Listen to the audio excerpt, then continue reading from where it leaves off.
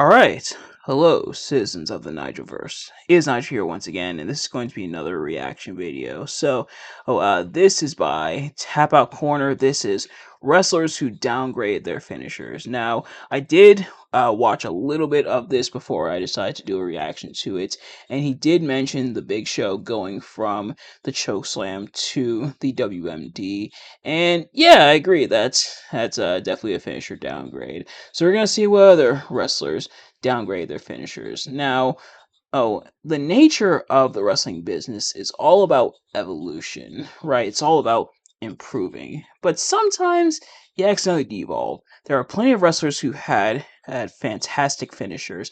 There's finishers that were either really flashy, really effective, and then downgraded it to other finishers for no reason. And it seemed like good intention, and for the most part, and there's maybe a number of reasons why they changed their finishers, whether to spice things up, whether or in some cases like their body physically not capable of doing a certain move anymore, so they gotta change finishers. But yeah, these are some downgrades. We'll see if I agree with all of these. We'll see if I even agree with most of these. Most of these, I should say, and I probably will. In fact, if the Big Show isn't fully on the list, I'll give more of my thoughts about it later on. But without further ado, let's get right into it. Remember when the Big Show went from delivering awesome choke slams to using just a punch to finish his opponents? That is just a sample of wrestlers downgrading their finishing moves, and it only gets worse from here. Number 10, Kevin Owens. When KO made his Kevin Owens. Okay. WWE debut in 2014, he immediately introduced his finisher, the pop-up powerbomb. Kevin Owens again. Pop-up powerbomb. The finisher was a faster and more vicious-looking version of the classic powerbomb, thanks to Owens catching his opponent in midair. The move was KO's one and only finisher for about 4 years. Then he changed it. Around 2019, Owens began using the stunner, specifically the version that Stone Cold Steve Austin would use. While the pop-up powerbomb would still be part of KO's arsenal, the stunner became the move that got the job done. The reason behind the change was that Kevin Owens wanted a finisher that would excite fans. Yeah, because the pop-up powerbomb was just so boring. I know the argument is that only smaller wrestlers could take the pop-up powerbomb, but I don't know, Mark Henry took it pretty well. The stunner's a great finisher, but it's not Kevin Owens' finisher, which is a big reason why it's such a downgrade. However, I'll gladly take a stunner compared to the finishers we're about to see at number 5 and below. I wanted to let him. I think that's kind of what we'll do. We'll let him give his explanation, and then I'll kind of give my thoughts. I don't know if I could fully give you that one. And yeah, the pop-up powerbomb. The pop-up powerbomb is nice. Like, pop-up powerbomb is a really nice move. But the thing about the stunner is, I think at first people are kind of like, eh.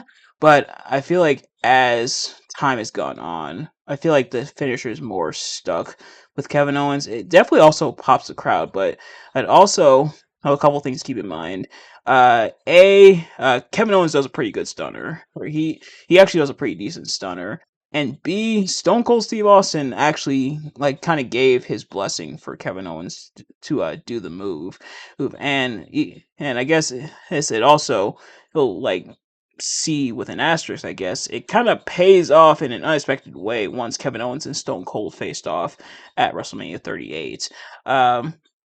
I get it. Like, I get preferring the pop-up powerbomb, or even if you want to go really old school, like the package pile driver from his days in Ring of Honor and everything. But I don't mind the stunner. I don't feel like it's that much of a downgrade. Plus, he still does the pop-up powerbomb. It's more of a transitional move.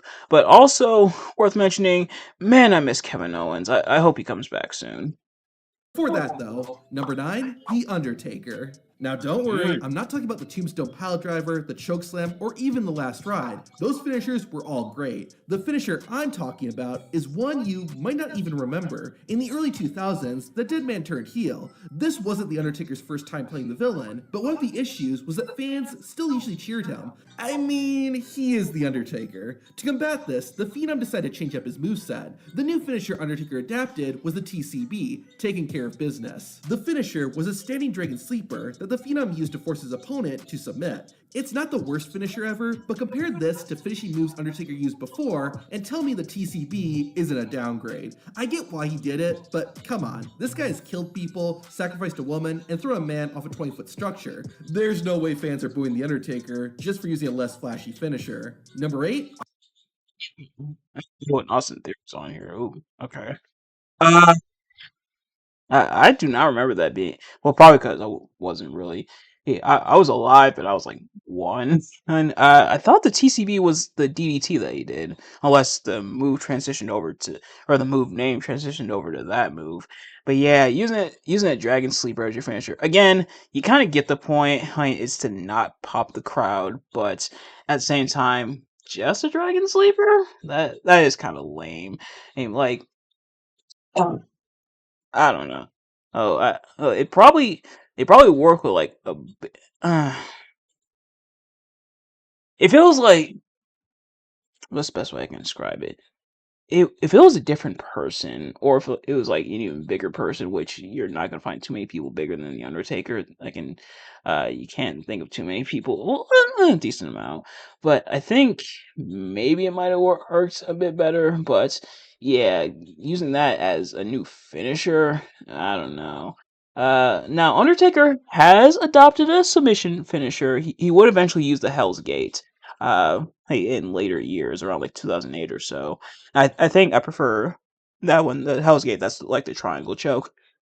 I think I kind of prefer that one to just like the Dragon Sleeper. Like Dragon Sleepers, those are done almost all the time. I feel like, and I think that's what leads to a downgrade as well. Like when it's a move that a lot of people do almost all the time, and it's not really anything special. Well, it's just kind of. Austin Theory. If CM Punk's GTS is just a bit too exciting for you, then try Austin Theory's ATD, or A-Town Down. It's the same idea as the go-to. Also, when was this video made? Okay, this was a year ago. Okay. Hey, I just wanted to see just for context, but okay, continue. Sleep, but instead of lifting his knee into the air to hit his opponent, Theory plants his knee. Now, it's not terrible, but there's just something that makes it anticlimactic. Maybe it's the fact that the wrestler taking the finisher is basically on the mat by the time the move connects. I don't know. All I know is there's something Okay. missing. What gives the 8-Town Down a spot on this list, though, is when you see what Theory was using before he came to WWE. Austin Theory's previous finisher was the Ataxia. Theory flipped his opponent into the air, causing them to land on their face. What's even sadder is that Austin Theory does use this move in WWE from time to time, but not as his finisher. When you see what Theory has in the Ataxia, how can you call the 8-Town Down anything but a downgrade? Number 7, Honestly, yeah, I'm inclined to agree. It's funny because I feel like when I make like my custom character or whatever in like the WWE video games, I give them the moveset. I think usually Ataxia is part of my repertoire, but yeah, I do wonder why he adopted the A-Town Down as a finisher. Like they were describing, it's not a horrible move, but it does feel kind of lame to go from Ataxia to A-Town Down. Like not quite a TKO. It's kind of like a TKO. Oh, like the finisher, like the like Scorpio Sky and forget who else used the TKO or Mark Marrow. But that they use, but kind of just with the knee. Yeah. So yeah, that's understandable. But Bailey, it looks like is up next, as you can see by the blur here. And I'm sure he's going to talk about Bailey to Belly to the Rose plants. So we're going to let him describe it here.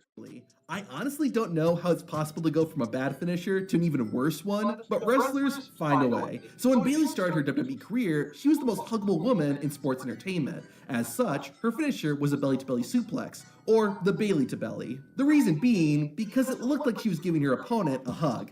I'll admit, it's clever, but a belly-to-belly suplex is not a finishing move. After a few years on the main roster, Bayley finally got a new finisher. You would think that there'd be nowhere to go but up. But nope, apparently there were still a few levels below the basement. Bayley's new finishing move would become the Rose Plant. Basically, Bayley grabs her opponent by the head and arm and drives the woman's skull into the mat. That sounds vicious, but in actuality, the move never really seems to have much impact. Occasionally, an opponent might sell it really well, but that's not often the case. Now, why do I say the Rose Plant is a downgrade from the Bailey to Belly? Well, with the B to B, there was a lot more impact due to both Bailey's body and her opponents falling onto the mat, especially Yeah. when Bailey would hit it from the middle rope. The Bailey to Belly still isn't good, but I'll take it over the Rose Plant, simply because it consistently looked impactful. While the Rose Plant is bad, we're starting to enter the really bad finishers, so brace yourself. Number Okay. So, we'll do it before you enter the next one. So yeah, I kind of agree. Now it's funny that if I remember correctly, that was her finisher on the Indies as well, was the Rose Plant. But yeah, that's understandable. I think the problem is that I think what's supposed to be happening is the opponent's supposed to be going on like her knee or something, and but there's like so much daylight between the head and the knee, and even if the goal is to drive the opponent's head into the mat, at least from a kayfabe sense, why is the knee there in the first place? And why is it so low? It's kind of like a shorter version of like the headlock driver that Dean Ambrose slash now John Moxley used to use. Like it looks really weird. What's the point of the knee at all? The knee serves no purpose then, and it looks really weird. Or like skull crushing finale. Now skull crushing finale that the Miz uses also isn't great, but at least with that one, it's much higher up. But this one just kind of, well, this one just kind of shorter. Now, shorter meaning like I guess more impact and stuff. But and meanwhile, Skull Crush finale a bit slower at times. But excuse me, yeah, it's not great, not great at all. 6, Seth Rollins. In 2015, Hmm. Rollins infamously lost the curb stomp because WWE Uh. deemed it too violent. They ended up reversing that Yeah. decision about 3 years later, but in the meantime, Rollins needed a new finisher. He eventually settled on the pedigree, but before that, Seth experimented with a different finisher. Rollins started using a DDT, but instead of falling backward, he fell forward. I'll give WWE and Seth Rollins props for making it unique, but this finisher was still a downgrade. The curb stomp was, and is, a powerful looking move, and it fit really well for a heel. He's literally shoving people's faces into the ground. This forward falling DDT could have been worse, but it wasn't a great replacement. Someone must have agreed because Seth Rollins didn't use it for that long. In fact, the finisher never even got a proper name. That's how short-lived it was. As stated, Rollins eventually adopted Triple H's pedigree, which, while not original, was a better finisher, and it fit with his character, being the protege of the King of Kings. Okay, Yeah. So the thing we know why Seth couldn't use the curb stomp for a little bit. Like nowadays in present day 2026, Seth Rollins is back to using curb stomp. I think he brought it back around 2019 or so when he was Universal Champion. I get why he couldn't use it anymore because they were afraid that kids were gonna see it and were seeing it and using and that name curb stomp didn't sound the best.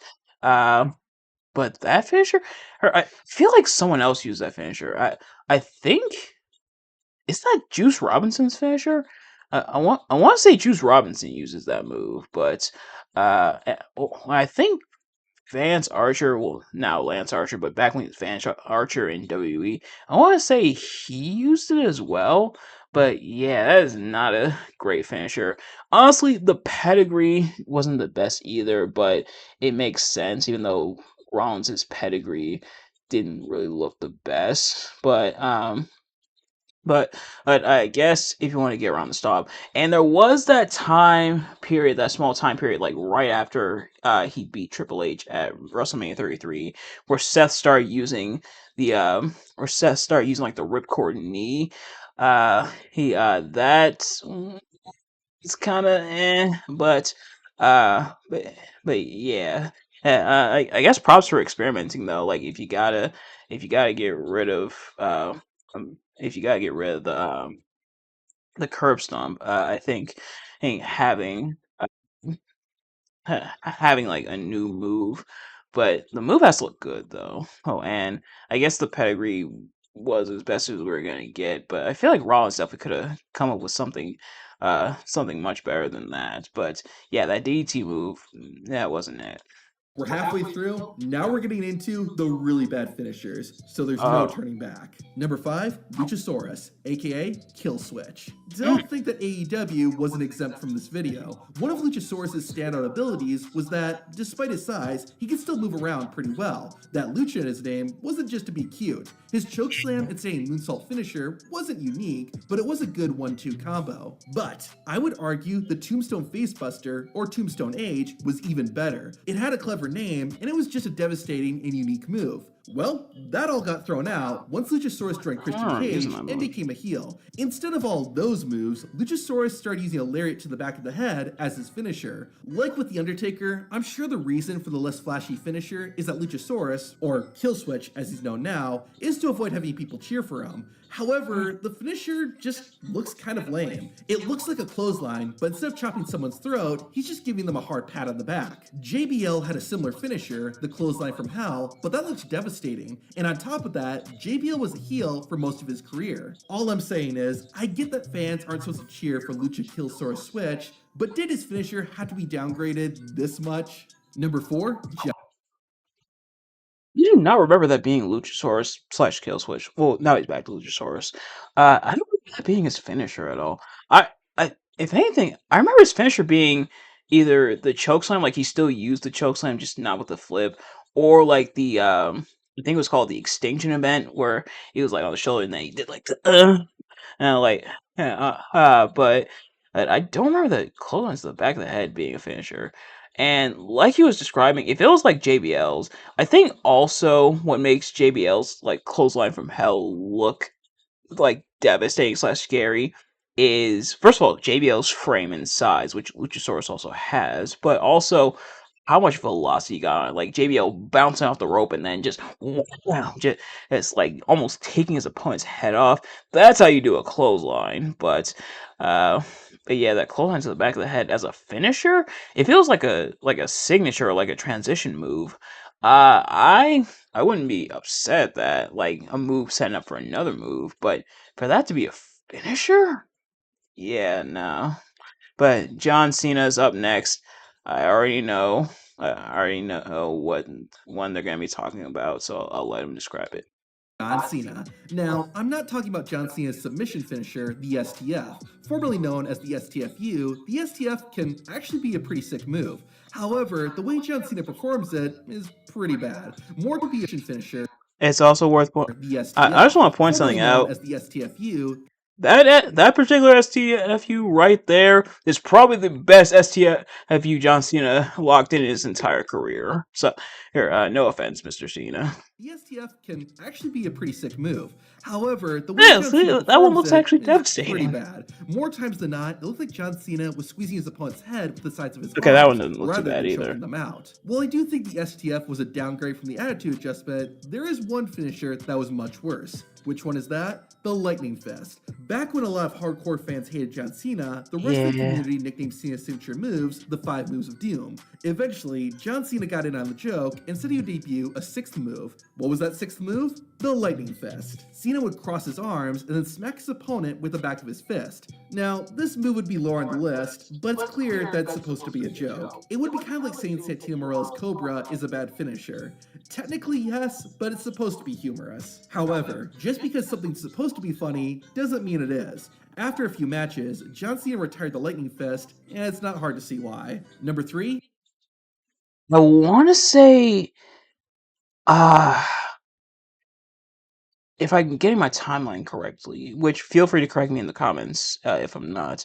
I want to say that was after he like did some kind of training or filmed a movie in China, and he adopted the Lightning Fist like once he came back and had kind of a like short mini run for a little bit before leaving again. I want to say it was around that time when he debuted the move. But yeah, that thing, even back then, and it looked BS. Like everybody clowned on that move. Ooh, it was definitely supposed to be more of a joke move. Ooh, and I think the thing is, if you did that move on like the house show circuits where people aren't really watching, you're kind of just clowning, goofing around. I think it worked a lot better. But the fact that it was on TV and it actually got him the win in some matches, Yeah, I think that's really what's like, ugh. But all right, let's see what number 3 is. Chris Jericho. Some people Yep, I already know where this is going. would argue that whenever Jericho debuts a new finisher, it's a downgrade. I won't say I agree, but I won't say I disagree either. However, I will say that the Juice Effect is a downgrade from the Codebreaker and the Walls of Jericho. Y2J just spins around and hits his opponent in the head with his elbow. Now, I can already hear the comments. LOL, bro's never been in a real fight. I get that a spinning elbow is a real martial arts move that can knock people out when done right. However, necrophilia is a real thing too. Doesn't mean the Katie Vick storyline was great. Okay, that is not the argument slash segue I was expecting, but okay. One of the problems with the Judas Effect is that it doesn't look like it connects a lot of the time. In all honesty, it looks like something you would see when a wrestler accidentally hits the referee. I get that the Judas Effect is easier on the body than the Codebreaker, but that doesn't stop it from being a downgrade. Number 2, One from the top row actually didn't look that bad, and some of the ones in this and the clips you showed didn't look terrible either.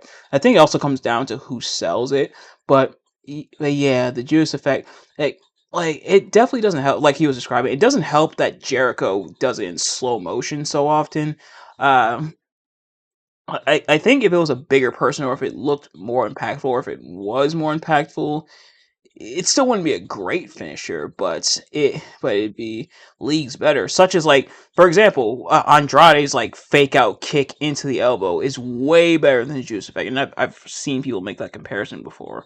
But like that move is good. That one's actually really good. Jericho's Juice Effect, terrible. And I think he still uses it, but yeah. Also, the notion of Jericho debuts a worse finisher every time he comes back, heavily disagree. Because I like the Codebreaker, or the Lion Salt's good. Waltz Jericho's good. Even the Lion Tamer's good. So I don't know about that, but yeah, Juice Effect, not good. R-Truth. When R-Truth made his WWE debut, or return, depending on how you look at it, his finisher was the corkscrew scissors kick. Truth had been using this during his time in TNA, and it was a fine enough finisher. Not one of the greats, but it highlighted his athleticism, he could hit it on anyone, and it looked brutal enough, with it appearing like Truth had kicked his opponent in the back of the head. Then, for some reason, R-Truth's finisher changed. He began using the lie detector, which is actually a pretty good name, and that's where it stops. I think Truth is supposed to hit his opponent with his forearm, but it always looked like he was just smacking into them with his body. This would make for a great comeback move, but it didn't make for a convincing finish at all. And R-Truth did win matches with this. His first major championship in WWE was won by using this move. Luckily, Truth would ditch the lie detector in favor of the Little Jimmy. Now, while this was a pretty big downgrade, simply because of how bad the lie detector was, things become a lot worse when a wrestler replaces a great finisher with a terrible one. Are you ready to see it? And Okay, before he gets to that, and considering who he showed, I'm pretty sure I know where this is going. Um, that's fair. Like the lie detector is also kind of a spin. I think also what hurts it is kind of similar to the rose plant. There is oftentimes so much daylight between our truth spinning and the opponent there. Like it's supposed to be like a hit, but oftentimes there's like a major miss between the two, where our truth is like clearly clear as day, nowhere near the opponent. And that is unfortunate because it kind of ruins the move. It kind of ruins the magic of the move, and it is very athletic. But I would kind of argue the little Jimmy is also more of a it's also kind of more of a downgrade, because that one essentially is like falling backwards and everything, and it's essentially Pater.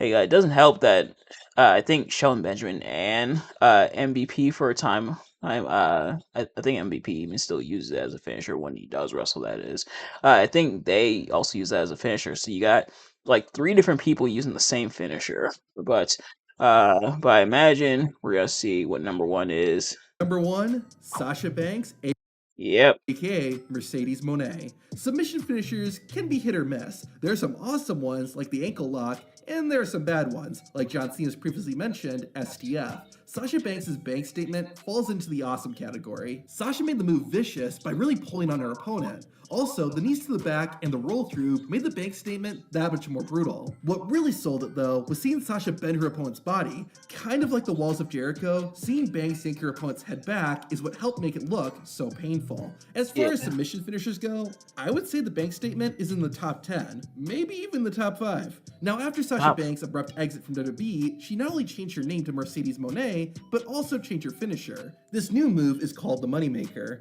I mean, the name is pretty good, and that's about all I can say that's good about it. The finisher just lacks any real impact, and it falls flat. Literally. The Moneymaker looks like sort of a weird arm drag, where instead of the opponent getting thrown onto their back, they just land on their stomach. Some opponents seem to take the move alright, but not a lot do, and when you compare the Moneymaker to the bank statement, it's Monopoly money versus cold hard cash. Now, what's even more surprising is that there are finishers actually worse than the Moneymaker. If you dare to see those, watch the video on screen. We will not. In fact, I will spare the eyes of my dear viewers, as yeah, but definitely agree. Uh, I think what especially hurts the moneymaker finisher is that it feels like it's done in slow motion. Like the spin and the collision into the mat should be a lot harder. But it feels like it's done in slow motion to where their opponent lands nice and gently, like you're gently putting them on the mat. And I think that really hurts the move.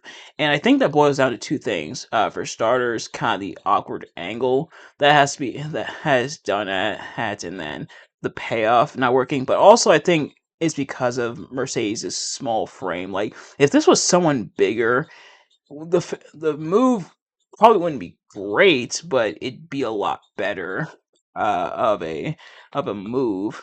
It probably wouldn't beat the bank statement. And top five. I don't know about top five. I'll definitely give you top 10 though. Oh, but I don't know about top five. But in terms of submissions, that is. Um, yeah, so the Moneymaker are also not great, but I think it's because of those reasons. But I guess I'll give my thoughts on Big Show going from the chokeslam to the WMD because you didn't mention it in the video. So I remember around when Big Show debuted the move, and they were pushing it hard, like to the point where he even made it into his Titantron but the thing is, I think the main problem with it now, Big Show is a big guy and he's got some big hands, but going from chokeslam to that, I think was pretty jarring. Also because it's the Big Show. We've known Big Show for over a decade at the point, but at the time he debuted uh the WMD as his new finisher. He's punched people plenty of times. How are those not knockouts? But now, excuse me, and those not finishers. But now all of a sudden the punch is a finisher. Like what sense does that make? That seemingly comes out of nowhere. And it'd be one thing if this was like someone knew you were debuting and you gave them like the knockout punch. Yeah, it still wouldn't be a great finisher, but it'd make a lot more sense. But this is Big Show. We've seen Big Show punch people. We've seen Big Show punch people not even in the face, in like the gut or like the chest or something like that, or even like the chops. Like, hey, why now all of a sudden is this being treated as a knockout and like a big deal? Well, yeah, it was kind of weird. Now, depending on who sold the move, it sometimes looked really good or not great. But yeah, going from chokeslam to WMD, that is definitely a finisher downgrade. But yeah, most of these are finisher downgrades. I did give a little bit of pushback on I think like one or two of these, but yeah, otherwise still pretty decent vid. But ladies and gentlemen, that is going to do it for this video. Thank you all so much for watching. I hope you enjoyed. If you did, please do me a favor, like, comment, subscribe, share with your friends, and turn on those post notifications, every single time I upload a video so you never miss an upload. And let me know in the comment section below what's your thoughts on not just this video, but my reaction to it. And what do you think is the biggest finisher downgrade in history? Let me know. But In the meantime, thank you all so much for watching. I will see you guys later. Peace.